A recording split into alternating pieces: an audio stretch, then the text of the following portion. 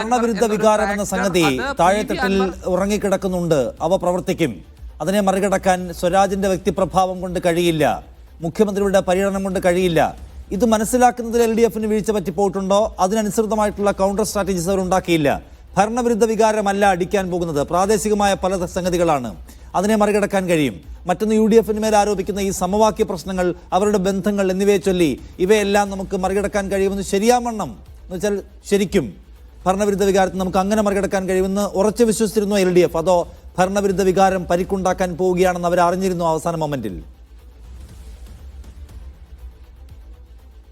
ഈ ഭരണവിരുദ്ധ വികാരം ഉണ്ട് എന്നുള്ളൊരു വസ്തുതയാണ്. അത് ഇടത് നേതാക്കൾക്ക് അറിയാഞ്ഞിട്ടല്ല, അത് വഴിതിരിച്ചു വിടാനാണ് ഈ പ്രത്യേകിച്ച് ഈ ജമാഅത്തെ ഇസ്ലാമി അടക്കമുള്ള ചർച്ചകൾ.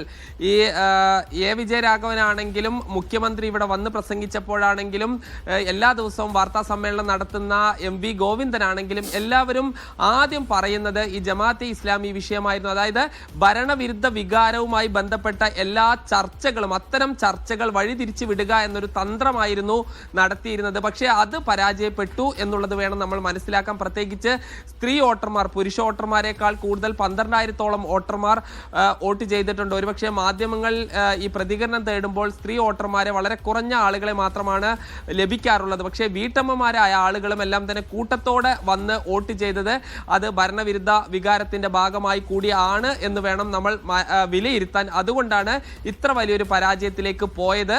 അത് ഒരുപക്ഷെ ഈ കാര്യങ്ങളെല്ലാം തന്നെ വഴിതിരിച്ചു വിടുകയാണ്. നമുക്കറിയാം ഈ ദേശീയപാത തകർന്നത് അടക്കമുള്ള കാര്യങ്ങൾ അടക്കം വന്നത് പിന്നീട് ഈ പെൻഷൻ ആയിരുന്നു ഒരു കച്ചിത്തുരുമ്പായി LDF-ന്റെ മുന്നിൽ ഉണ്ടായിരുന്നത്. പക്ഷേ അതും പെൻഷൻ സംഗമം അടക്കം നൽകി KC വേണുഗോപാലിന്റെ ഈ ഒരു പ്രസ്താവനയുമായി ചുവട് പിടിച്ച്, പക്ഷേ അതെല്ലാം തന്നെ ആ വിചാരിച്ച രീതിയിലേക്ക് എത്തിക്കാൻ കഴിഞ്ഞില്ല എന്ന് വേണം മനസ്സിലാക്കാൻ. കാരണം ആളുകൾ ആ രീതിയിലല്ല LDF പറഞ്ഞതിനെ ആ രീതിയിൽ തന്നെ മുഖവിലേക്ക് എടുത്തില്ല എന്ന് വേണം മനസ്സിലാക്കാൻ.